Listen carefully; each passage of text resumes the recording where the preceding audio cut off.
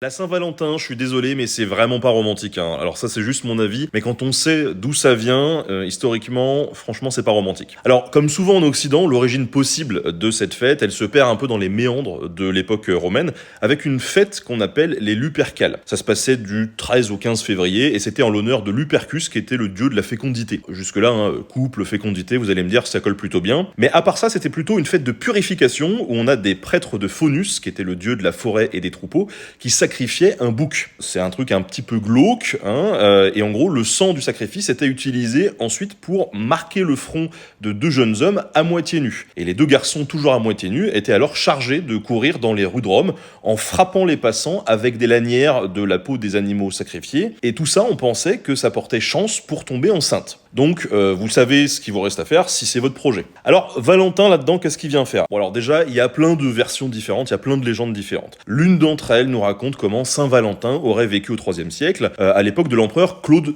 II. Claude, à ce moment-là, aurait interdit les mariages pour que les hommes rejoignent son armée sans trop de regrets. Valentin organise alors des mariages en secret pour que l'amour triomphe toujours. Amen. Mais, pas de chance, il se fait arrêter et exécuter le 14 février. Et en 494, on a le pape Gélase Ier qui aime pas trop les Lupercales, parce que c'est des fêtes un petit peu olé olé, et selon certains, il aurait tenté de les remplacer par une fête chrétienne dédiée à Valentin. Sa manœuvre à ce moment-là, elle aurait complètement échoué, parce que les Romains, ils préféraient associer le personnage de Valentin à leur célébration annuelle. Bref, à ce moment-là, ça a un petit peu dérapé. Et ça, c'est une interprétation qui semble pas faire consensus du tout pour tous les chercheurs. On a certains chercheurs qui pensent que la Saint-Valentin, ça a vraiment rien à voir avec les Lupercales, et que son origine, elle se perd plutôt dans les méandres du Moyen-Âge. Alors au XIVe siècle, en Angleterre, on croyait que le 14 février, c'était le jour où les oiseaux trouvaient leur moitié, ce qui marquait en fait le début du printemps. C'est Chaucer qui va mentionner probablement pour la première fois une fête annuelle avec Saint-Valentin comme patron, hein, des amoureux, dans un poème qu'il compose aux alentours de 1380. Et à ce moment-là, la fête va plutôt bien prendre, et c'est au XVe siècle